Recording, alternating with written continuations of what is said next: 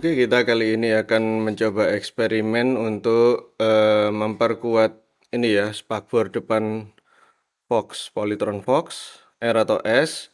Nah, ini seringkali patah di bagian yang ini nih, kurang lebih kira-kira. Nah, sekitar sini. Nah, ini karena konstruksinya juga kurang kuat gitu ya. Nah, ini hanya selembar, tidak ada penguat, tipis gitu. Tidak ada penguat strukturnya itu loh. Tidak ada penguat, jadi ya apa namanya gampang patah. Nah, ini kalau seandainya bentuknya nggak seperti ini, minimum di sini ada dindingnya gitu ya, nggak lubang seperti ini, ada dindingnya mungkin ya lebih kuat gitu, tidak gampang patah. Tapi ya sudah, ini kayaknya lebih ke arah ngejar desain ya, ngejar desain, jadi kelihatan sporty, bagus ya. Tapi apa namanya, jadi kurang kokoh. Nah, mungkin ditambah juga plastiknya juga bahannya juga bukan plastik yang lihat, bahannya mungkin agak getas gitu ya. Jadi apa namanya? Ya, kita perkuat saja kalau gitu. Karena dari beberapa pengalaman orang-orang itu diberi penguat itu ya akhirnya tahan juga. Cuman penguatnya macam-macam. Ada yang pakai penguat berupa penguat berupa besi, pelat besi seperti itu, pelat besi ditaruh di sekitar area yang patah itu. Kasih penguat pelat besi itu, tapi kok saya melihat itu agak agak beresiko, agak beresiko karena beresiko seperti begini maksudnya. Kalau dipasangnya plat besinya pakai klem nggak masalah, tapi kalau dipasangnya plat besinya tanpa klem, saya rasa ada resiko apa namanya, plat besinya lepas dan akhirnya mungkin kena ban dan lain sebagainya. Itu agak bahaya. Eee, kalau kenapa nggak diklaim saja kalau gitu lah? Kalau diklaim kan mengurangi tampilan, gitu, mengurangi tampilan. Jadi tampilannya ini yang seperti ini jadi berubah. Nanti ada klaim-klaimannya yang mengurangi tampilan kurang bagus lah. Nah, saya memilih untuk memperkuat dengan menggunakan fiberglass. Yang menggunakan fiberglass ini bahan yang kita butuhkan di sini adalah resin. Resin biasa yang di pasaran, sepemahaman saya biasanya ada dua macam. Ada resin yang ngomongnya resin clear gitu ya, resin clear.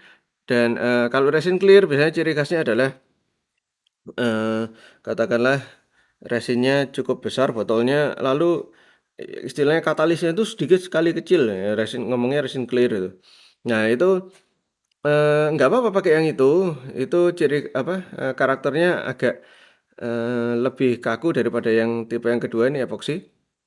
Jadi yang pakai yang resin clear itu eh, boleh sebenarnya pakai itu juga nggak masalah, tapi ada tapinya. Itu apa namanya? eh Kalau di dalam ruangan baunya nyengat. Nah, kalau untuk bekerja dalam ruangan mungkin lebih enak pakai yang ini, walaupun ini epoxy resin ini agak lebih mahal. Nah, ini ciri khasnya biasanya adalah perbandingannya antara resinnya dengan hardenernya ini 2:1 ini, ada misalnya A, B 2:1. Makanya nih hardenernya botolnya agak besar. Nah, karena perbandingannya juga agak banyak. Itu saya pakai ini kalau info yang saya baca ini karakternya lebih liat atau lebih lentur daripada yang clear. Gitu. Nah, apakah mana yang lebih cocok untuk penguat untuk spakbor? Saya juga masih belum bisa menentukan mana yang lebih tepat gitu ya, antara resin epoxy atau yang clear itu, mana yang lebih tepat. Tapi ya sudah, karena ini saya kali ini bekerja dalam ruangan, ini saya memutuskan untuk pakai epoxy resin ini saja. Dan kemudian berikutnya ini kain fiber gitu ya, kain fiber. Ini tapi yang saya gunakan adalah tipe yang sudah dianyam seperti ini. Ini kalau Anda cari di toko online namanya woven roving. Woven roving. Nah, ini saya ambil yang beratnya 600. Jadi woven roving 600. Tulisannya woven roving gimana? Mungkin nanti ada saya tuliskan di deskripsi gitu saja ya. Woven roving. Saya pakai yang paling berat kayaknya ini yang tipe 600 ya, maksudnya supaya kuat gitu loh. Kalau pakai resin saja tanpa pakai ini ya kurang kuat. Kalau pakai yang serat yang fiber apa itu yang biasa Anda lihat yang fiber yang model acak yang nggak dianyam seperti ini gimana? Ya sebenarnya mungkin bisa-bisa saja pakai itu gitu ya. Tapi sepertinya ini secara struktur harusnya lebih kuat ini yang apa namanya yang dianyam seperti ini lebih kuat. Jadi saya milih pakai ini saja. Tinggal ini nanti digunting, disesuaikan dengan apa namanya bentuk spakbornya ini, menyesuaikan dengan bentuk spakbornya ini digunting, disesuaikan. Setelah itu apa namanya kita kita oleskan resin. Nah, cara pengolesan resinnya bagaimana? Nah, ini apa namanya? Kalau info yang saya terima dari apa namanya? Dapat dari YouTube di luar negeri, itu yang benar adalah dituangkan resinnya dulu ke media, jadi sini gitu ya, mungkin di area yang patah seperti ini ya tergantung Anda nanti guntingnya seberapa gitu. Saya tadi guntingnya estimasi saya mungkin sekitar dari sini sampai ke mungkin sampai sekitar sini. Nah, tergantung Anda luasannya yang Anda cover seberapa gitu ya. Terutama tentu saja yang paling penting adalah daerah yang sering patah itu di sini nih, daerah ini. Oke, daerah ini sering patah. Kalau daerah di samping ya itu. Nah, itu ya daerah sini loh. Ini paling sering patah ini sepertinya daerah sini. Oke, nah yang paling penting diperkuat ya daerah situ. Itu ya, Anda mau pakai seberapa ya terserah, woven roving maupun resinnya. Itu ya, nanti dioles dulu resinnya, baru woven rovingnya ditempelkan. Jangan dibalik, kalau misalnya woven rovingnya ditempelkan dulu atau apa namanya kasa fiberglassnya ditempelkan dulu, baru disiram resin. Nanti bisa jadi ada apa namanya sisa-sisa gelembung udara kecil yang terperangkap di bawah. Nah, itu akhirnya bisa mengurangi kekuatan dari fiberglass itu sendiri, dikhawatirkan begitu. Jadi maksudnya gini, eh fiberglass apa resinnya dituangkan lalu fiberglassnya ditaruh itu harapannya meresap dari bawah. Shoot, nggak ada. Dengan demikian nggak ada udara yang terperangkap gitu ya. Karena modelnya meresap. Meresap dari bawah ke atas, dari bawah ke atas melewati woven roving ini. Gitu. Jadi harapannya tidak ada udara yang terperangkap. Nah, kurang lebih seperti itu ya. Moga-moga bisa jadi gambaran. Nah, ini adalah contoh woven roving yang sudah saya potong, saya sesuaikan gitu ya. Tinggal nanti ini kita pindahkan, angkat pelan-pelan, lalu tuangkan resinnya yang sudah dicampur tentunya. Tuangkan sedikit gitu ya, kemudian kita tempelkan woven rovingnya. Nah, ini setelah saya oleskan dan ratakan dengan apa namanya? Dengan resin, ya setelah ini kita pasangkan dan sekalian diratakan gitu ya. Pasangkan dan diratakan ini. Woven rovingnya dipasangkan kemudian diarahkan, ratakan itu resinnya. Karena kalau seperti ini agak ngumpul di satu tempat ini ya.